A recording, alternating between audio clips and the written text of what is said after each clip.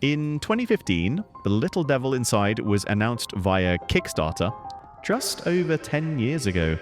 It raised about $300,000. Since then, we've had a new console generation, a global pandemic, a Brexit, the Suez Canal was blocked by a boat, and AI told us to glue cheese to our pizza. Why is the cheese not sticking to my pizza? You can add a cup of non-toxic glue to the sauce. As long as it's non-toxic, it's fine. It is not fine.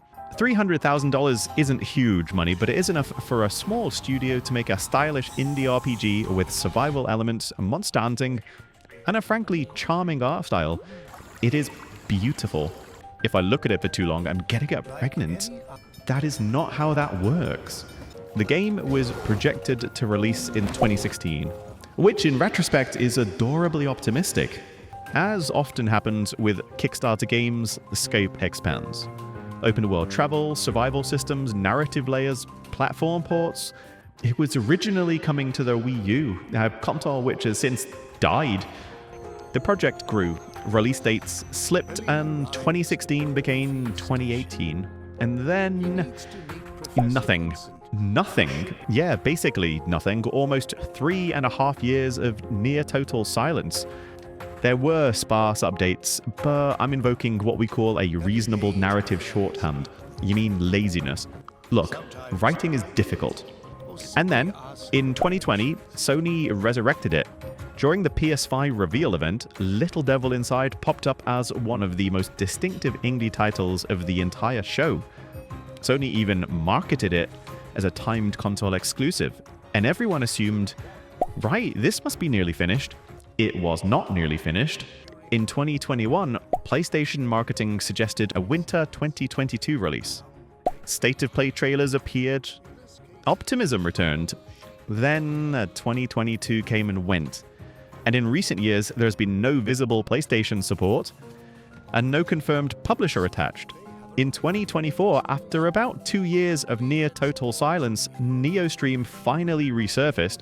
They posted a gameplay video and an apology.jpg, as is customary these days. I think this was their way of saying, please stop emailing us, and confirmed the game was still alive. The team had downsized, they'd ported the game to Unreal Engine 5, they were looking for a publisher, progress was ongoing. People accused Neostream of scamming backers on Kickstarter. But Kickstarter isn't a store, it's sort of closer to a venture capital investment platform. Yeah, but with all the legal protections of a charity raffle. Backing a project on Kickstarter is basically gambling. You don't walk into a casino, bet on red, and then demand a refund when it lands on black. That's why you're banned from Vegas, isn't it? That was one time. Look, you're giving money to strangers in exchange for a promise that they'll try to make something cool. You might be thinking, Bramley, are you even qualified to talk about this? To which I would say, shut up. Ooh. As of 2026, A Little Devil Inside is not cancelled. Yeah, but at this rate, it's gonna launch after Half-Life 3 or Elder Scrolls 6. Interestingly, Neostream actually increased hiring in early 2026. They grew their workforce by 14% and hired a new 3D animator. This is a small, confirmed, recent sign that development is still ongoing. So, to summarize, what you're saying is they'd employed someone new. Yeah, I feel like this could have been an email. A Little Devil Inside is a perfect case study in why game development is brutal. Ideas are cheap, execution is hard, and time is a merciless god. That's melodramatic, isn't it?